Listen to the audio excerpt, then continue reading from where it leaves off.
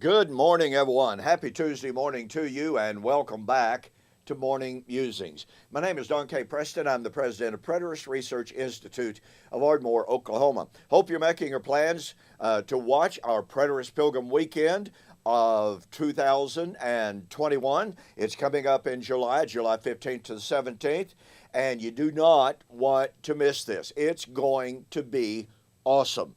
There are advantages, to having a virtual conference. It's absolutely wonderful to get together, and Lord willing, we do hope to continue our on-site conference next year in 2022, if at all possible. But we do what we do what we can, and isn't technology absolutely wonderful? That allows us to do our filming here in my office, doing my filming, put it up on YouTube, and then show it at the appropriate time and archive it so that you can watch it at any time in your own home. Now, that kind of makes us lazy, I guess, to a certain extent, but when travel is just not wise, then this is absolutely fantastic. Okay, we have been examining the absent master motif that is found throughout the Bible. It's in the Tanakh. It is in the New Testament in parable after parable after parable. And let me say this. Every single New Testament passage and prophecy concerning the coming of the Lord,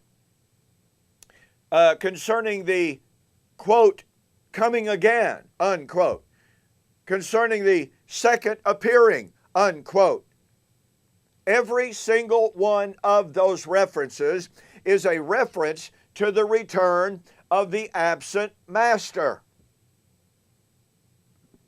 I mean, after all, Jesus said to his apostles, "It is expedient for you that I go away."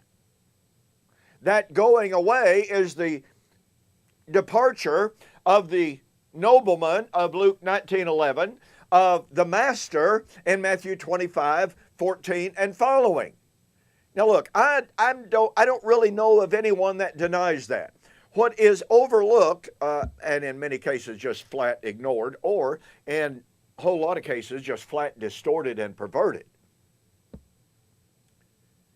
is what Jesus said in his parables about the return of the absent master. Jesus, pardon me, Jesus never ever discusses his return as, the absent master, in a context that suggests, that hints, that implies, and certainly that demands his return after millennia. Not one text. The burden of proof, listen to me carefully. The burden of proof for those who say that Christ's return, the return of the absent master, is yet in our future after 2,000 years of waiting, the burden of proof is on them to produce the text that suggests that the return of the absent master must be after 2,000 years. And in order to do that, obviously, they have to ignore, to deny, and to pervert, which is what they do, all of the New Testament statements concerning the imminence of the return of the absent master. And, at times I must confess, I am just literally stunned.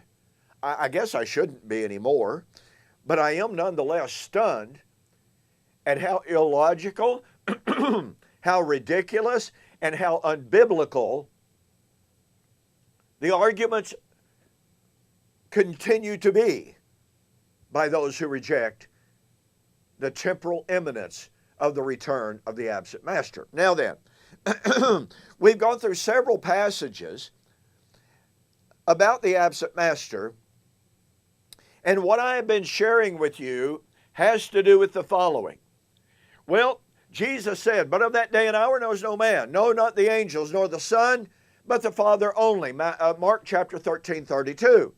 So, we are told, as many commentators have said, if Jesus did not know the day and the hour of his return, then when in the epistles we read the coming of the Lord is drawn near,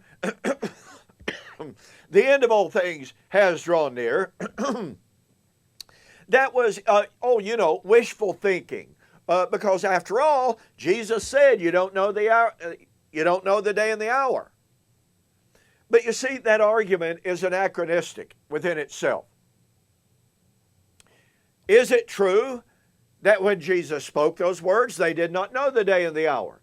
Is it true that when he spoke those words, he did not know the day and the hour? Is it true that when he said in Mark 13:32 and 33, but of that day and hour knows no man, not the Son, not even the angels, but the Father only?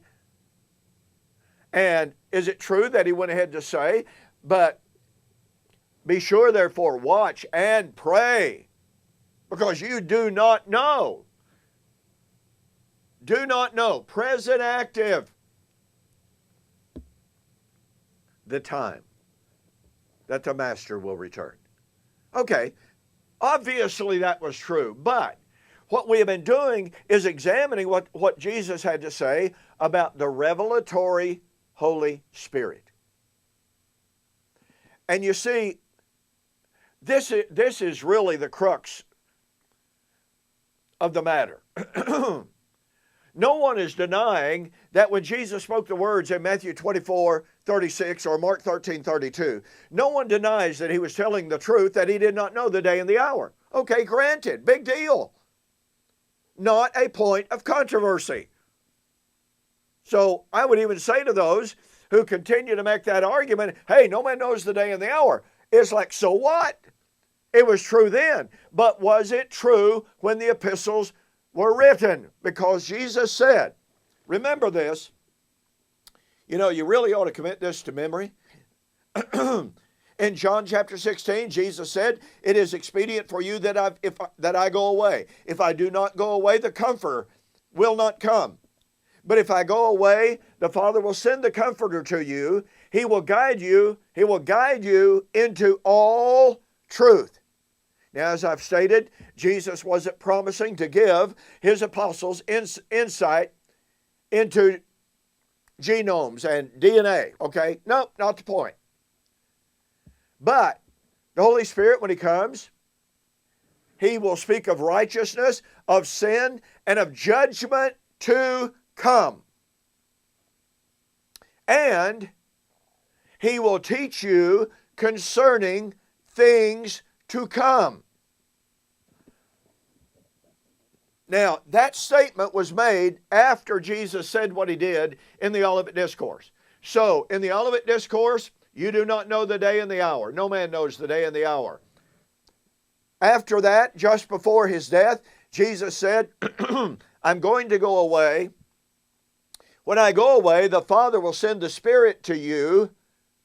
He will guide you into all truth. He will teach you about the judgment to come. He will teach you things to come. He will guide you into all truth concerning things to come, is another way to put that.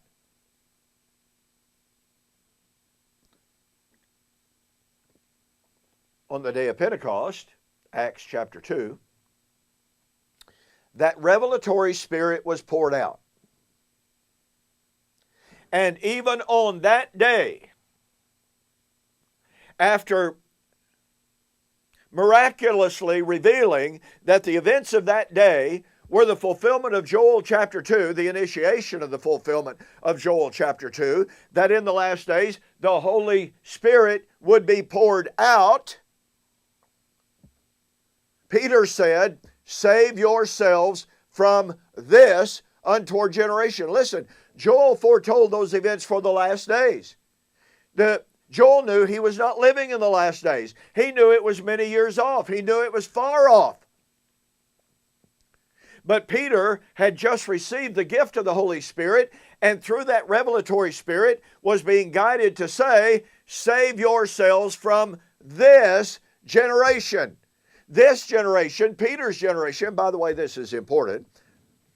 Peter said, save yourselves from this perverse generation. The word perverse is in the plural. The word generation is in the singular. And Acts 2 verse 40 is a direct citation of Deuteronomy 32 verse 5 and Deuteronomy 32 verse 20. This is a perverse generation. Well, in the Septuagint of Deuteronomy, perverse is plural. Generation is singular. Moses was predicting and foretelling a single generation, and Peter is identifying that generation. He's not talking, now look, the song had some application down through Israel's history. But in the ultimate sense, in the final fulfillment, there was one generation that was in view, and that was to come in the last days, which the song foretold in Deuteronomy 32:20. I will see what shall befall them in the last days. The Greek is eschaton, hemeron, the exact term, basically, that Peter used when quoting Joel. It shall come to pass in the last days.